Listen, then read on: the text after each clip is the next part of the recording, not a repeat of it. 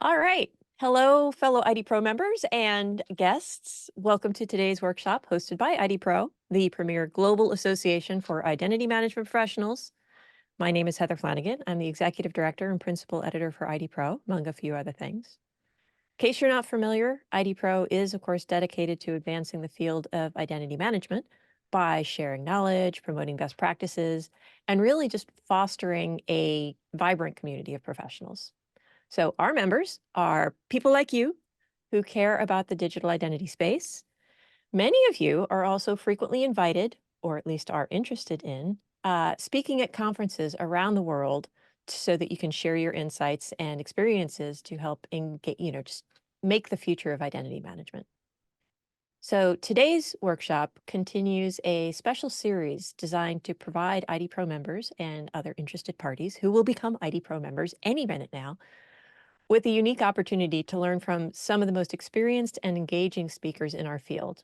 Now, whether you're preparing for your first conference presentation or just looking to refine your skills, this whole series offers you a variety of perspectives on how to effectively prepare, practice, and deliver your message. So today, we are thrilled to have David Lee, Identity Jedi and IDPro member.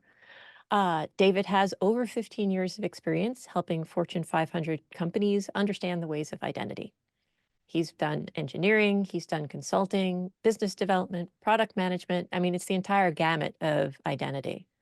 And he has become known as one of the most knowledgeable and sought after speakers in the field.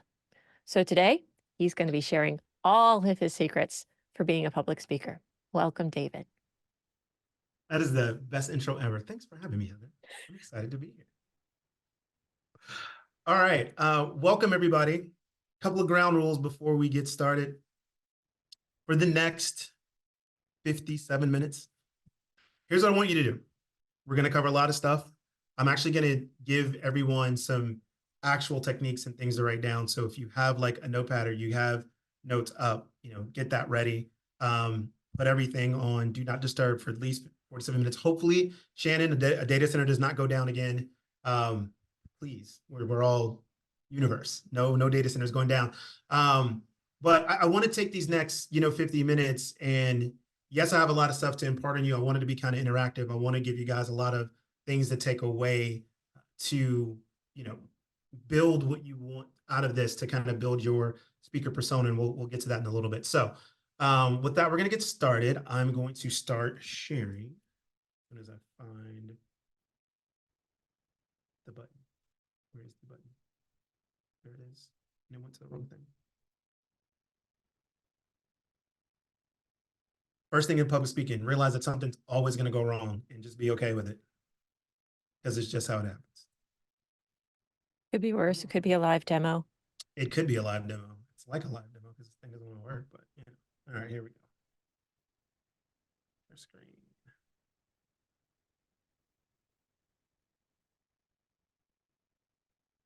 Okay. Everybody see the screen? I'm glad I can see you guys. Just nod for me. All right, perfect. Thank you. All right. Let's move this out of the same thing out of the way so I can focus. Okay. Dynamic presentations, introduction to effective public speaking, yada, yada. All right. What we're going to talk about is how to go about building engaging presentations and how the process to preparing that presentation, delivering it, some tips and tricks that I've learned, and what I do in my process to create my talks. And so part of this, what I'm going to walk you through is the stuff that I did to build what I'm getting ready to cover with you guys today. So it's going to get real meta. But for those of you that don't know me, here's a little introduction. Specifically on Sunday fun day. But specifically Hard to hear that. Is it all about brunch? Okay. I have never seen a city more in love with brunch than the city of Atlanta. That's why you don't do nibbles. They never work. But if that's hard to hear, it's on YouTube. I'll send you guys a link. But I'm going to come back and reference this. But this was part of a talk that I gave at Identiverse for the keynote last year. And I had been kind of building towards this presentation for a couple of months. And the process that I went through to build this is what we're going to cover today and part of what I built for this presentation. But the biggest part of it, when you're looking to build a presentation, is what story do you want to tell? Presentations by themselves is really just a story. And you're going to flip through that story and you're going to tell this audience a story with key points that you want them to take away from. And I think part of the things that people struggle with when doing presentations or public speaking is that they get lost in the information and they go, I got to get this information. I got to put this on there. And it's not about the information that you put on the slide. It's more about how you deliver it in the story you tell. There's a reason behind that. Storytelling is one of the oldest ways that we as human beings exchange information. Before there was internet and phones and writing utensils, we sat around campfires, we told stories. One village to another, one people to another, right? Grandmother to grandson, father to son, brother to sister. We told these stories and that's how information passed by. So it's kind of innate within our DNA, if you will. That's how we process information. We tell these stories. And so when you're giving a presentation, you want to think about what's the story that I want to tell and what do I want to leave the audience with? Well, before we do that, you have to find who you are and find your authentic voice. Because with all of this, you want to be you and not the you that you think somebody wants you to be or the you that you think the audience is expecting, but just you. Because that's the most powerful thing you can be because there's only one you. You can look at other people and say, hey, like I love the way Dave Chappelle presents. I love the way Ian Glazer presents or Sarah or Heather. But you're not them. You can only be you. And the reason why I start with this one is because before you do anything else and decide I want to build this amazing presentation or be this amazing speaker, first, like find out who you are. What's the voice that you want to deliver to people, that you want people to hear and feel from you when you talk? That's really important. Speak from the heart, right? I think that now where we are in engaging with people, like we've had decades of just boring drum, monotone. This is it. Okay, we get it, right? But why do you care about this? Why am I listening to you tell me about this versus going and Googling it on the internet or watching a YouTube channel? You want to speak from your heart. Why are you passionate about this thing that you're talking about? What excites you about this thing that you're doing? Because people are attracted to that. They engage with that. I had a mentor tell me once, and it's a really weird saying, but I'll say it anyway. It says, if you really want to figure out how to engage with people, light yourself on fire and watch you come to see you burn, right? And that's not literally, but like get really, really excited about something. Like just super excited about them and watch how that draws people in. There's a natural connection there. So you want to have that same thing when you're delivering a presentation. Make sure you're presenting something that you like, you love, you're passionate about. And we'll dive into more details about this later, but think about if you were to take a family trip or just a trip anywhere, whatever you like to do, maybe you like to go skiing, shooting, whatever it is, you go take this trip, you're taking these pictures, and you were just fired up about how much of an awesome time it was. And you can't wait to come back and tell people that weren't there, right? You're excited, you're grabbing your phone, like, oh my God, look, we did this. And then we went snorkeling, and then we did this. It was so amazing. This was awesome. You got to come next. Like, right? Like, people are like, oh, okay. Right? Like, if you came and told me about this awesome ski trip you have, and you were just super excited about it, I'd be like, man, I hate the cold, but I think I'll go skiing with you because you just made that sound awesome. Why? Because your passion about it, your love for it came out, and you want to deliver that in anytime you're presenting. Same thing, share your passion, right? Put that in there. It doesn't matter if you're talking about, building identity access management systems, D&I initiatives, whatever. Put your passion in there and make sure that comes out. Why? Because that's going to, again, connect with people. And once you get that connection, now they're listening, they're engaged, and now you have that time to get that one or two nuggets that you want them to remember. you want them to take that away from you. And you're going to get that by driving that and connecting with them. And that comes from passion. All right, so the YouTube videos don't work. We're gonna skip over this next one. But I'll post this in the chat at the end as well. But this was a video by Deion Sanders. For those of you who don't know him, Deion Sanders was a former football player. Then he was an analyst, and now he's a head coach at Colorado. But Deion has been all about branding since the day he came out from Florida State. But he's talking to the Colorado University class, and he's telling them about how he came up with the brand of prime time and what he did to create that. And the thing that's key in here, and that I've said a couple of times in different ways, is that he developed this alter ego, right? That the brashness and all the things that he says, that's prime time, and that's his alter ego. Deion, though, is a little bit more reserved, right? And so when something happens, and he gives an example of, like, a reporter was getting ready to, ask him about the game. Like, before the game, he would write all these things, like, I'm the best thing since peanut butter and jelly. Like, he would write these things down. And then when somebody would ask him, Deion would be like, oh, maybe, but no, he was like, no, but primetime would step in and go, no, I'm the best thing since peanut butter and jelly. I expected this. He pushes that out there and created this alter ego. And I thought that was important because as you're finding your authentic self, right, you're going to figure out what the voice that you have and your passion and what it is. And then you figure out, you turn it into how you want to present that. For me, it's the identity Jedi. Right. A lot of what you see when I present is a push of some of the natural things that are just me. And for those of you that know me really well, we hung out, that's me. It's how I talk. It's how I am. But it's also taking that and polishing it and presenting it into an audience, pushing it just a step further. Like, so one of the things I told, Ian Glazer, it's like the Beyonce Sasha Fierce thing. Like, Beyonce would say, that before she steps on stage, she's Beyonce, but once she steps on, she's Sasha Fierce. It's like a different person, right? And that's the person that's delivering it. And that's kind of, where you want to get integrate with that, because you want to get comfortable being able to be on stage and present these things and not get so caught up in your head sometimes, which is what we tend to do. And it happens to all of us, right? I still get nervous every single time before I go on stage, but I'll talk about a little bit later some tips and tricks and what I do to get over that nervousness.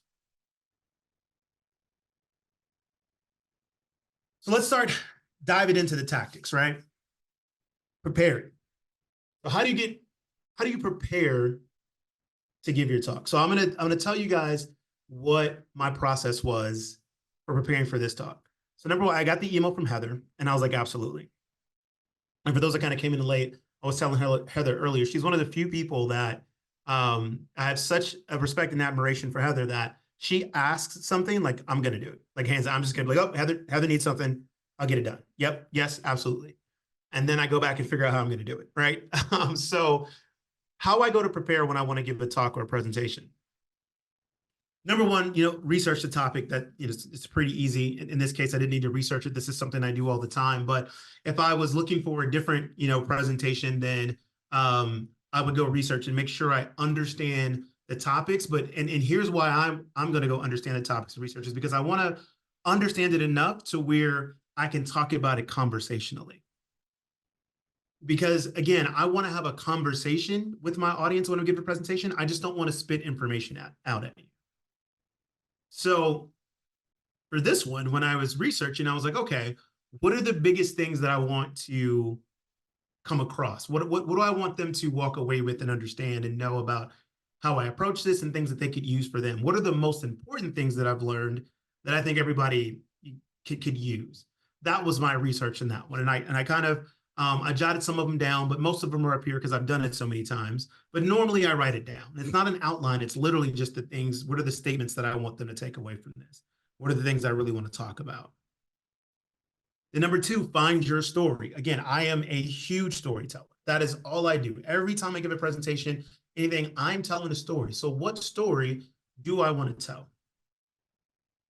Or what stories do I want to tell? Sometimes it's one, sometimes it's multiple. But really, even if it's multiple, it's still kind of a main theme of a story that I'm doing. Me, I'm a avid reader. I I would rather read than write or watch TV or something like that. Give me a good book and I am happy.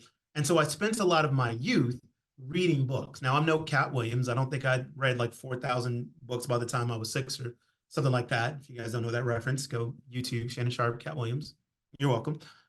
But when I read all those stories, you see a bunch of different tropes of how good stories are told, right? You've got a protagonist, you've got an antagonist, you've got, plot lines, you've got acts, all these kind of different things. Now, I don't go to that level setting it up, but it's kind of how I'm approaching it. It's like, okay, well, there's a story I want to tell. So this one is like, okay, I want to give you guys all the techniques I use to build a dynamic presentation. And what are the things that I use to be able to do that confidently? Cool. So what's the story that I want to tell? I want to tell stories about how I go about approaching this, other things that I look at, how I go about it. How did I get into this and what led me to start to find these things? Those are the stories that I wanted to weave in there. And so then once I have the stories, we go into kind of, practicing on the delivery. This one for me I didn't need much practice. I'm much more conversational. I'm kind of better on my feet anyway. But what I do is once I kind of prepare my slides and I have my story, I just use the slides to go, oh, that's the part of the story. I want to tell this story here, or I want to tell this story there, right? Each slide just prompts me to go, what are the stories I'm going to tell? Which is why for me, it's useless for anybody to say, can I have your slides? I'm like, I could give it to you. It's probably going to be a bunch of pictures and impact statements, and that's really about it, right? I rarely do speaker notes. I only do them now if I'm at a presentation and somebody else is doing the clicker. So they know kind of when I'm done and when to go into the next slide. For the most part, I use it as prompts to tell stories. Because I know, again, back to the research and the topic and finding my story, I know the things that I want to convey on each slide. But for the practice, what I do is timing. Where am I at, right? For those of you that know me, I love to talk. I can talk to you about anything. I can talk all day long. I love it. I love intellectual conversation and stimulating conversations and debates and hearing different points of views. It just gives me the warm and fuzzies, right? I should have been in a debate club when I was younger. I didn't know it existed. But those are things that I love to do. So practicing that delivery and that timing, one, helps you get used to it. So the story's there. Because again, if you think about it, if you go take that trip, we're going to go back. You took a trip and you went skiing. You took all these great pictures. You don't think about, right, well, I can't cover this and I'm going to tell this. No, you just go and show the pictures. And you go, oh, yeah, and then we did this, and then we did this, and then we did this, right? Because you remember these things already. So every time you see the picture, you remind yourself. You don't need to practice telling your friend about this ski trip. So same thing when you're practicing delivery, you want to get used to seeing these pictures so that way your presentation is just like a memory in your mind. And you're just recalling the memory, right? And you're telling the audience about this amazing story and what happened. And so when I go for practice, that's what I'm focusing on. Like, what's the stories I'm telling? What's the pitch? What's the pace? And so that's how I go about practice. And I feel like that works for me. And also what it gives you is the ability to deliver one talk 50 different ways. Right? Because you don't have a set thing of what you're telling, but you know the different stories you want to tell on each slide. Okay, so Zoom moved you guys away from me, so I can't see you. How are we doing? Everybody good? It's making sense? I got to bring you guys back up so I can see some head nods or something. Thumbs up so far. Doing great. Doing Okay. good. All right, cool. Thanks. Appreciate it. Yeah. Feel free to come up and you can give me that so I know, because I don't Zoom, I don't know where you guys are. I do have a question. I do have a question, David. Yes, sir. Genton here. So that's good stuff. Yeah, you mentioned things about doing research on the topic, finding your story, practicing, and so on. That's fine, but how do you come with the topic? Because I think that's the very challenge here. So how do you come with the topic? Because in order to do the research of the topic, finding your story, practicing delivery, etc. So how do you come with your ideas, with your topic? So in the very first place. Gotcha. For the topic, so typical consultant answer, right? It depends. So if I'm doing if I'm responding to a call for papers, then I'm looking and seeing like, what are the themes of the conference? What are the themes of the place where I'm going to go talk? And I look through the themes, and sometimes they have topics, but then I find something going back to that passion and something that I'm excited about. I find something that I'm really excited about that I want to talk about, right? And so to give you we'll use Identiverse, right? We'll break it down, right? So one of my talks had a subject for Identiverse. So when I looked at Identiverse and the topics that they wanted to cover, there's a couple different things that popped up there, and I'm going to butcher this. So if somebody who knows it, like, correct me.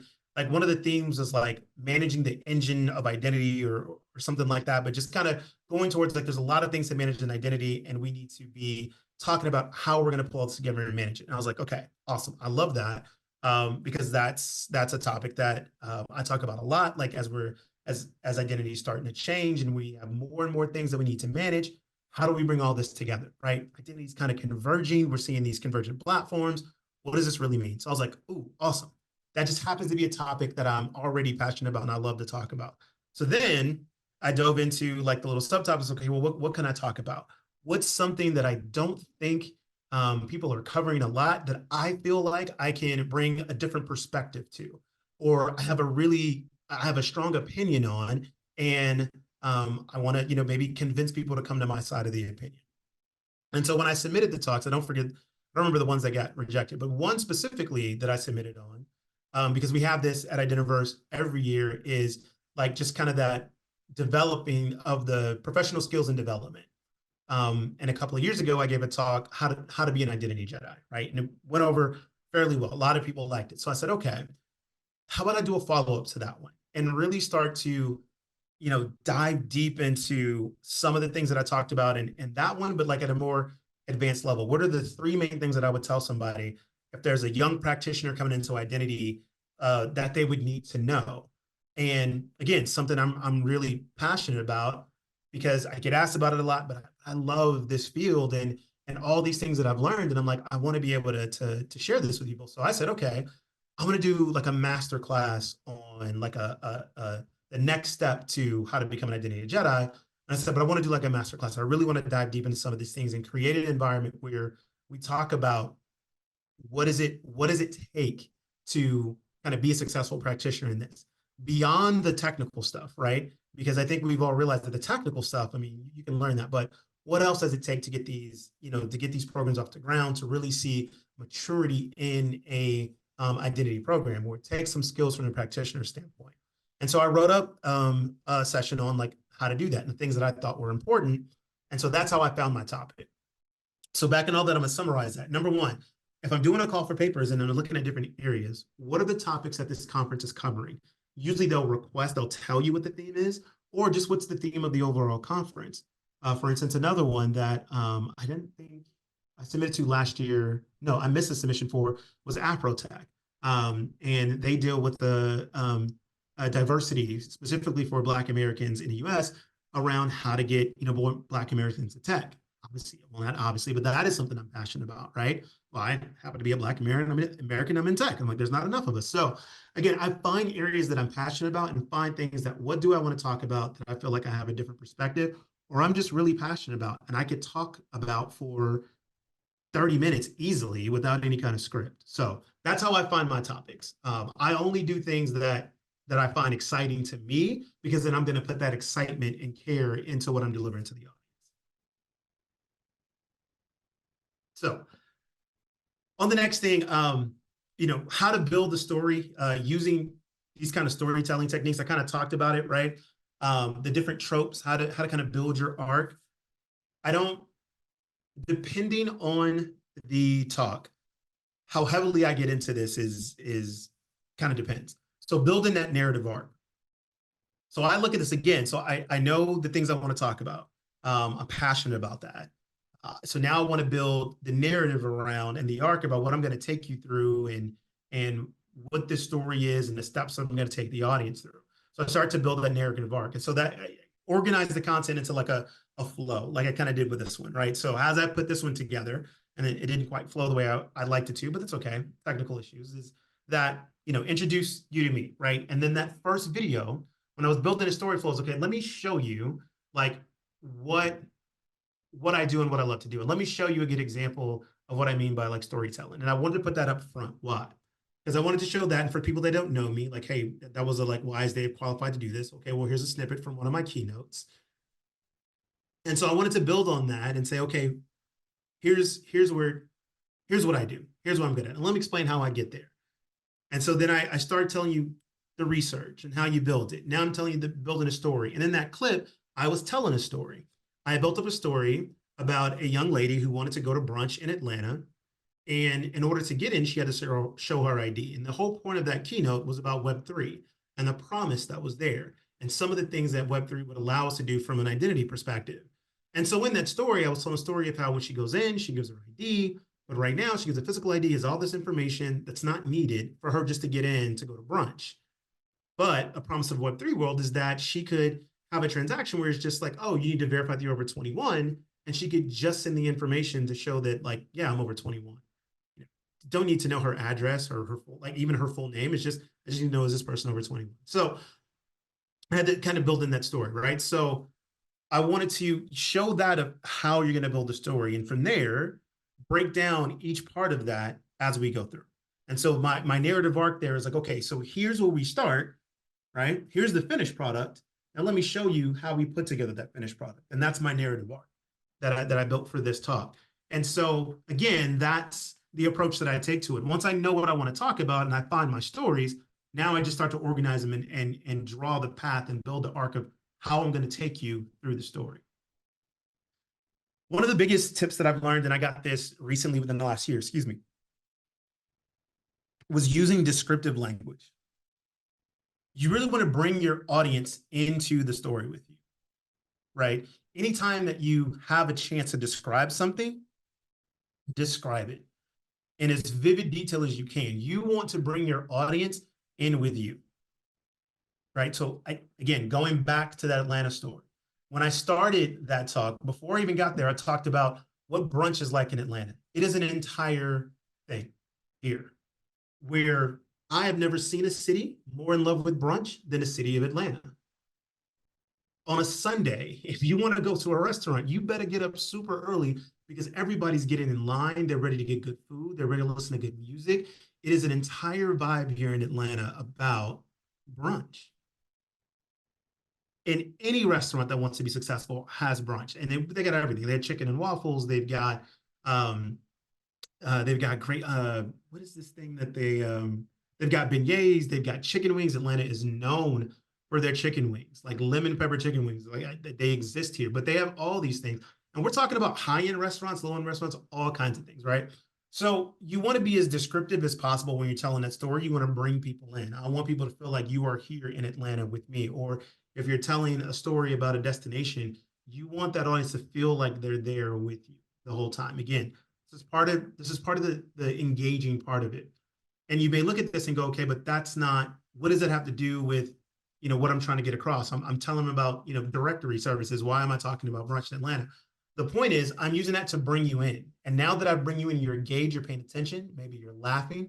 Maybe now you're hungry because I got you thinking about chicken wings and brunch. You're like, man, okay, I got you. You're engaged with me. Now I'm going to take that level of attention and detail and I'm going to shift it. And I'm going to tell you about directory services. Right? But I've got you in. And so that's, kind of how I build like the storytelling and the descriptive language and the arcs, right? So build your arc and your flow of how you're going to tell the story, what comes where, right? Treat it like a book, beginning, middle, end.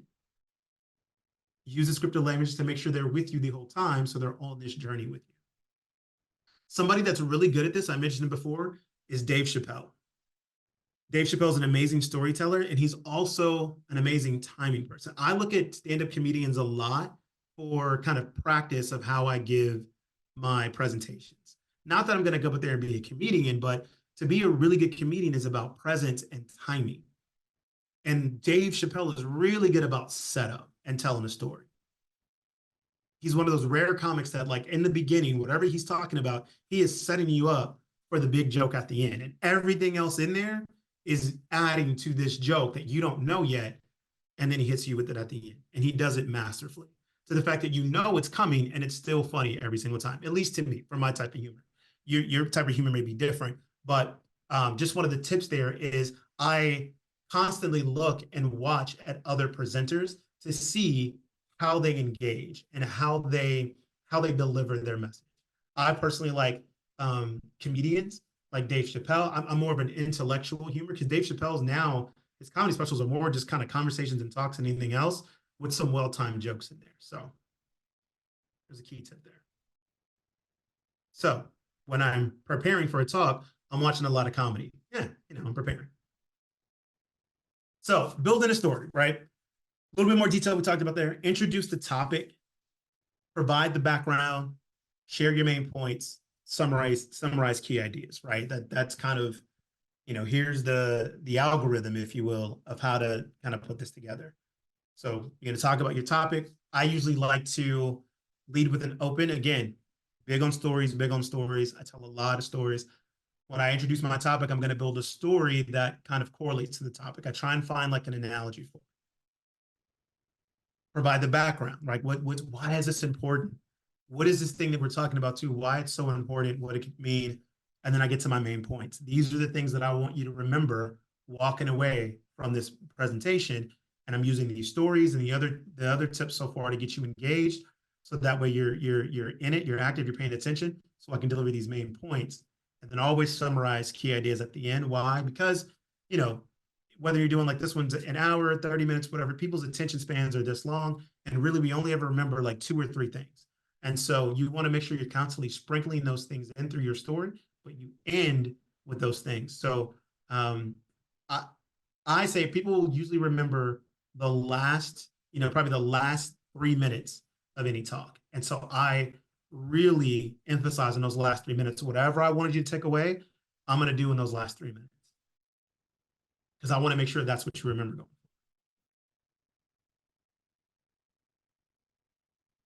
This one's huge. Using punctuation. So, story time. When I was at Cellpoint, we had a class for our speakers. So we had this guy come in. He was a speaker trainer, also a psychologist. It was a really weird mix of skills that this man had. But he came in and took us through like a 2-day workshop of how to give presentations and stage presence. And what he really hammered home with us was using the punctuations, like using the periods, using the commas, getting comfortable in silence. Because a lot of times we just talk in conversation, we don't really pay attention to punctuations, we just talk. And for those of you that me, I normally I talk fast. It's just my natural pace. I try my best to slow down when I'm giving presentations because I know a lot of people, sometimes English isn't their first language. And just in general, I talk fast. It's hard to keep up with it. But it's also really hard, like if I'm really excited about something, like I'm going to be talking 1,000 words per minute. It's just naturally what I do. But when I took this class, he taught us about a couple of things that I'm going to cover here. Number one, when there's a period, use it. Hold on to that silence and then move on to the next thing, just like I did. The reason for that is that period does 2 things. Number one, you hear don't use ums, ahs, or look up, like you kind of want to try and stay focused. One of the things to help you do that is to give yourself time to think and process. Use that by using a period to give you that silence. So before you move on to the next sentence, you have a chance to process. What are the things I'm going to say next? What's the next story I want to tell? Oh, that's right. I wanted to do this. The other thing that it does is it gives your audience a chance to absorb what you just said. Specifically, if it's a key point that you want to drop, hit that period and pause. All the way up until it starts to feel awkward. And then you keep going. I think one of the things that people fear in presentations is silence. But you shouldn't. Silence is your best friend. And you want to use it and push it in between your different sentences, your different stories, to really kind of cause that effect, to make sure that it's hitting home. The other one is to vary your tone and pace. right? Your voice is an instrument. Now I'm going to give you some tips that I get from my vocal coach. So those of you who don't know, I'm a singer. I've been singing since I was a kid. But your voice is your instrument. And it's an amazing instrument. It doesn't matter. Most people, I can't sing. It's still an instrument. And we can mimic a lot of things and sounds that we hear. But the biggest thing is we have the ability to vary tone and pace of what we're talking about. And you use those things to, again, elicit engagement through passion and, excitability. So ways that you can do that, naturally, my tone tends to vary depending on the story that I'm telling. But really, I hone in on this when I'm giving my presentations, because you kind of want to build drama a little bit, right, into something that you're telling. So for instance, if I wanted to really kind of get your attention, get you to move close, you can kind of drop your voice a little bit. Like, hey, this is really important, guys. Like, this next thing I'm going to tell you, probably the biggest tip. You ready? I need you to lean in just a little closer. See, the biggest part about doing that is now you've got the audience on the edge of their seat and they're ready. They're looking and saying, what is he going to say next? What is he going to do? Oh my God, I can feel it building. I sped up there to kind of help get that. And where's it going? And you use that very different places because you kind of keep the audience on their toes in a good way. Again, about being engaging, right? If something's monotone, if it's going the same direction, you lose people, right? Especially in this day and age where we're so used to these phones and alerts, like our minds are constantly going. You got to vary things to keep people engaged. We talked about the pauses. You want to use those for emphasis. Take the brief pauses, allow things to sink in, but also like use that to allow you to catch up to where you want to go next. That helps you avoid the ums, the ahs, the buts, the rights. And listen, don't go crazy with that. It's okay. You're human. You say a here and there, you see a it's fine. But you do want to work on trying to reduce it if you say it a lot. I say it a lot. I say it a ton. I do podcasts. I look at them all the time. I'm like, oh. But podcasts are more conversational. And so I'm fine with that. It's more authentic. This is just two people talking, or me interviewing a guest, or me and my co-host. It's fine.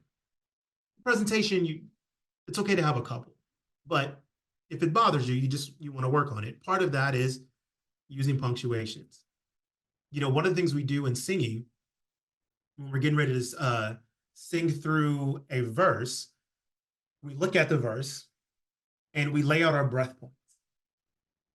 And so you look at it and go, okay, I got 3 words, breath, 6 words, another breath. Oh, I'm getting ready to go into the chorus. So if this verse leads into the chorus, I need to chop up my breaths and know where they are, because depending on how the song is done, I might have to do verse 5, 6 words, boom, right into the chorus. I won't have time for a breath right there. So now I know I got to go back and go, okay, 3 words, 5 words, big breath, hold, verse, chorus. Now I can breathe, right? Same type of thing with your sentences. You can use commas, periods to figure out where you can pause, take a breath, or stop. So that was when I learned that, huge addition to how I delivered my presentation, specifically for me because I talk fast. So I learned how to slow down, think about commas, think about pauses, and then adjust your volume like I did early on, right? Louder, softer. Again, think of it like a pedal, right? Pedal and gas. Just kind of want to back and forth. So nothing's ever too monotone. You kind of break it out.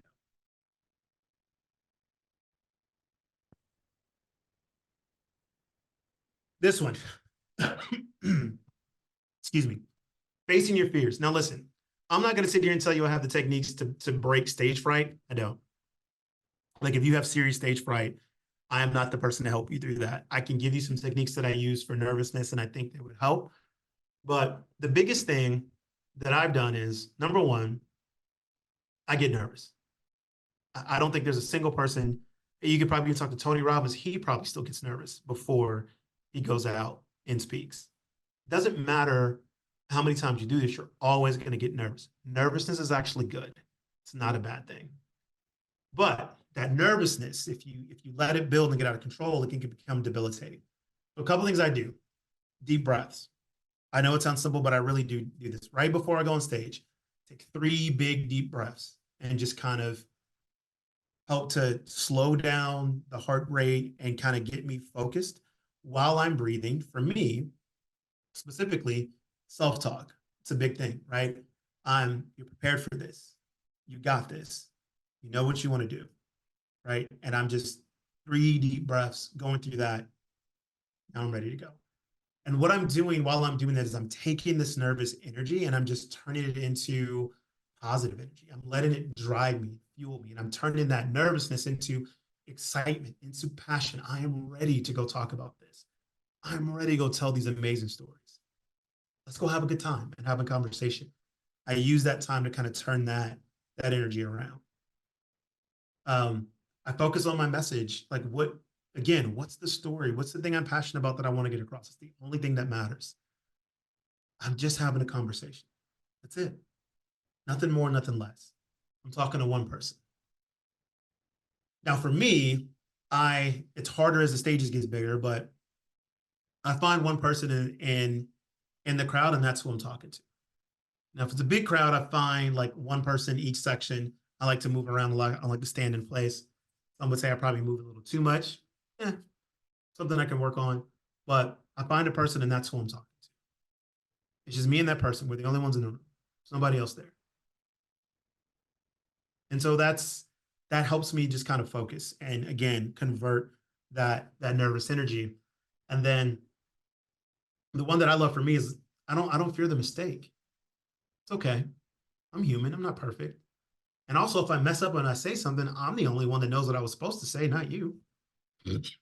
So the only way you know if I made a mistake is if I go, oh, I messed up. I made a mistake. Otherwise, I just keep going. Me and Mike Kaiser used to joke about this, that the funny thing about this is that most of this comes down to confidence. You can get in front of somebody, say, and if you say it confidently, somebody will believe any stat you say, right? Like 96% of all presenters have stage fright. You just don't know about it. You say that confidently enough, yeah, that makes sense. The point being there, I'm not telling you to go off and make up fake stats to people, but the point is, like, when you say something and you have that confidence, you know your story, what you want to tell, whether it's right or wrong, like you're the only one that knows that. So use that for good, people. Don't go out and lie to people and say bad stuff. My point just is, you make a mistake, just keep going. Nobody knows but you. I made like 3 or 4 mistakes in a keynote that nobody would know unless I pointed them out. I did stumble over a couple of words. I think I said one word. Just keep going. It's all good. Hey, we got a question. Cool. Hey, thank you, David, so much for going over that with us. I have a question more around punctuation. Mm-hmm. In terms of storytelling, to get your people, the audience engaged, do you ask a lot of questions, like even open-ended, you're not expecting answer, but just to keep people entertained, or you avoid questions? Yeah. Oh man, great question. And yes, I do. And I forgot to bring that up.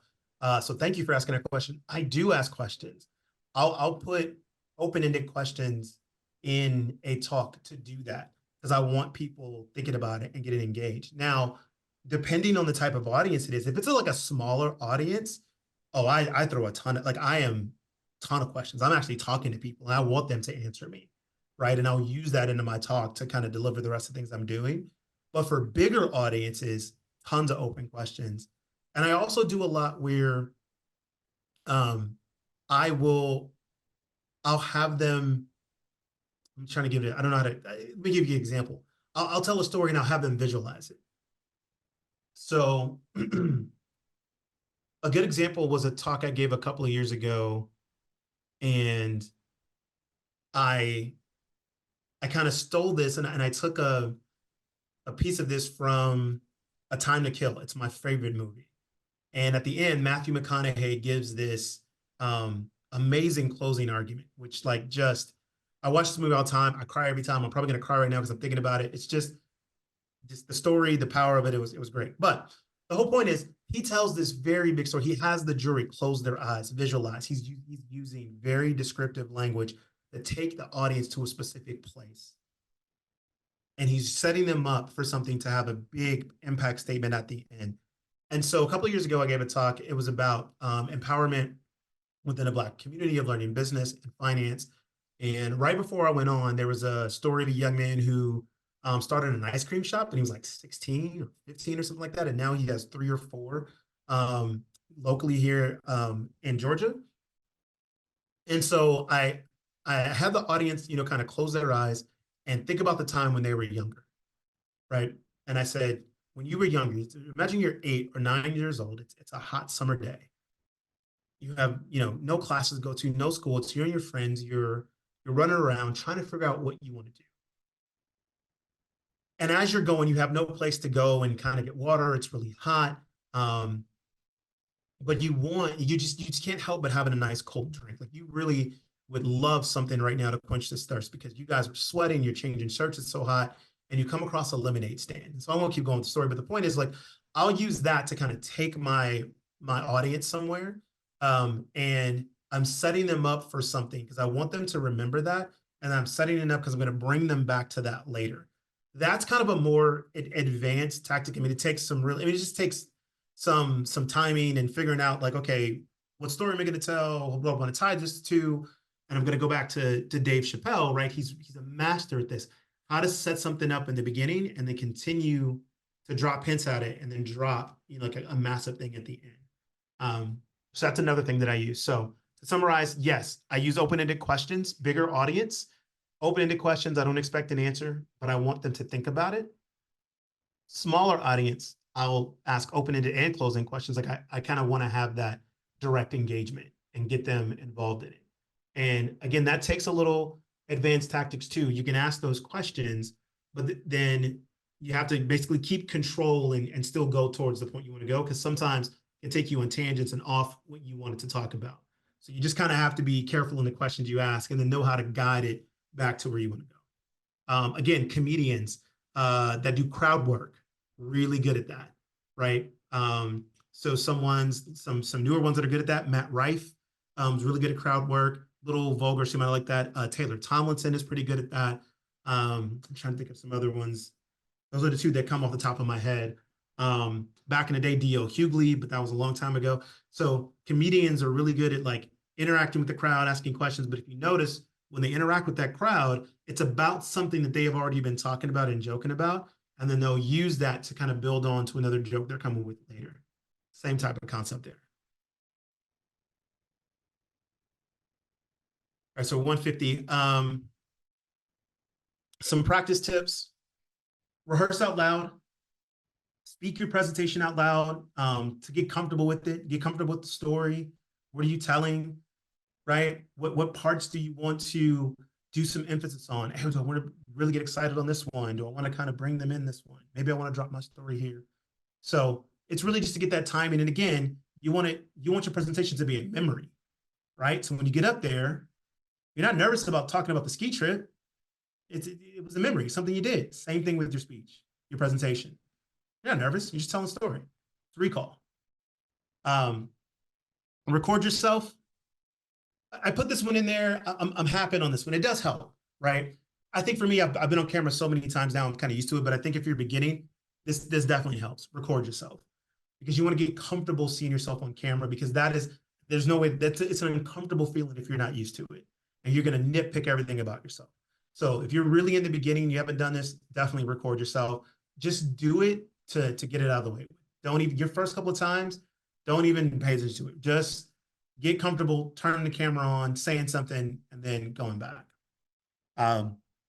Get feedback, right? As you're putting something together, reach out to people, say, hey, like present the whole thing to them or present a couple of things to them, talk to them about that. If you can get a group of friends together, say, hey, I want to practice this on you, and then have them come and do it. Heck, if you got a presentation and you don't have, hit me up. I'll gladly do it. Schedule time. I'll sit there and I'll be an audience. And, got jokes in there, I'll laugh. you want me to boo you, I'll boo you, whatever. I don't care. I'm happy to help. So get that audience feedback, help you kind of get through there. A lot of these tips are like, if you're just beginning, those really help. If you're kind of mid to it, you've done it a couple of times, you're just trying to get better. This does help you kind of hone some of those things, right?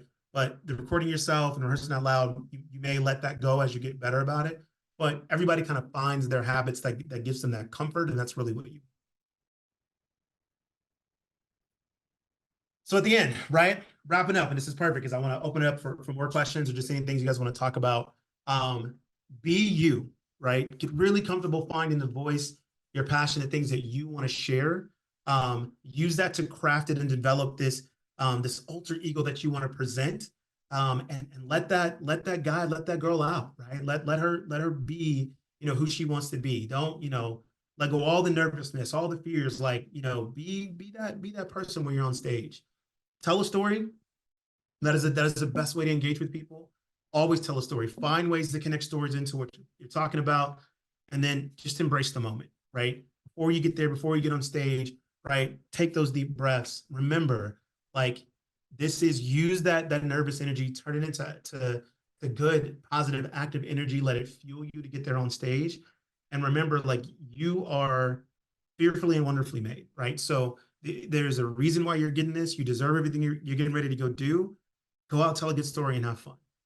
And that's really it, right? Like the other thoughts that'll come in here, try your best to push those out. You go off and deliver. It'll be an amazing, amazing conversation. And that's it, people. That's what I got. Hey, David, it's Tish. So you talked a lot about cadence. I'm also curious, in your presentations, what are your kind of cardinal rules around the supporting slides in the background? Okay, so this is different for everybody. I honestly, I don't put a single, if I could give it mine, I don't put a single freaking word. Like, mine would just all be pictures, right? If it is, if there are words on there, it's things that I want you to remember, right? And so I'm not going to put a bunch of text. I'm usually going to try and do like 3 big bullet points. So it's either a picture or words that kind of stick in. Something like this was a workshop that was probably, a lot of the words I know was more words than I typically would have, because I went into this more workshop feel. I want you to have stuff you can take notes, but generally picture, 3 bullets or 1 big statement, and that's it. That's me. It's how I do it. So don't, like, everybody's a little bit different, but that's what I use. Yeah, helpful. Cool. Thanks. Anybody else? I was sitting in the background taking my own notes because goodness knows, even experienced speakers have room for improvement. Oh, we all do. And some of them you might find amusing. Now, this all came from you, so this is all your fault. The first one was, please do not literally light yourself on fire. Figuratively is more than enough. Be yourself. If that means you're a little weird, even better. Humans are complicated. You can have an alter ego and still be authentic. That one was really good for me. I like that one. Do not spit information out at your audience. In fact, do not spit at your audience. Very important. I did want to know that now I want chicken and waffles. To be a good speaker is about presence and timing, like a stand-up comic, though you don't necessarily have to be funny in identity. And people remember the last 3 minutes of the talk. Key takeaways from David Lee. That is it. That's the magic sauce, people. I'm telling you. You put all that together, and next thing you know, you guys are gonna put me out of business. I'm not gonna be able to get any speaking gigs. You guys are gonna take them, which is gonna be awesome. I will be happy with that. We have 2 more minutes before being in the 3 last minutes. So That's right. That's why I figured I could sneak that in. All right. Any other questions? All right, I've got one for you, David. You and I we've talked before on stage and talked, and it's one thing when you get to set your own story and it's like your own slides and your own presentation.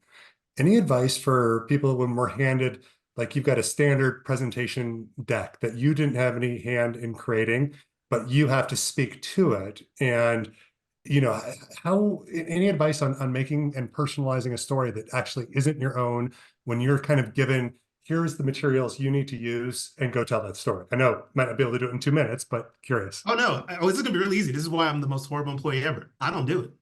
Okay. I'm not like, you are not Yeah. like, I refuse. Yeah. Because, and there's no way that I can give a presentation if I didn't have a chance to help craft and create that content.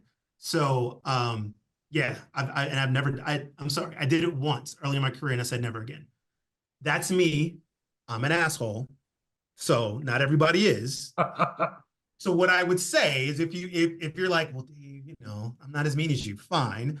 The best thing to do is look at it, go through it, and just kind of take some, what's the story I can tell in here? What are the main points? Okay, here are the main points. All right, cool, go through this. And then, all right, can I at least find a little bit of a story that I can tell?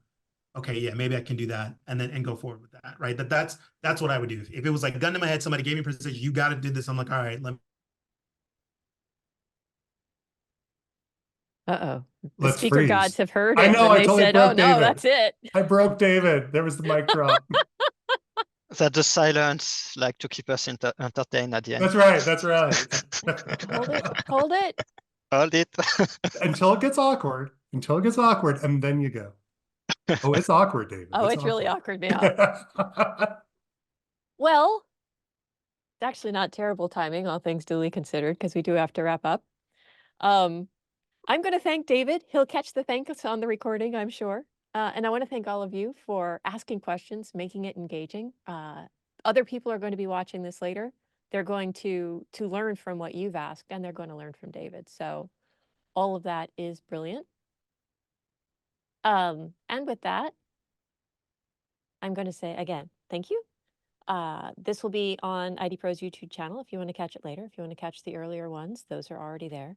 Next week, you may know Alan Foster. He's going to be the next person who is about as irreverent as they come, and of course has, again, a wildly different style for how to put together sessions and speak in public. With that, thank you very much. I hope you have a great rest of your day, and I hope to see you at a conference soon up on stage. Thanks, Heather. Thanks all. Thank you. Thank you. Thank you.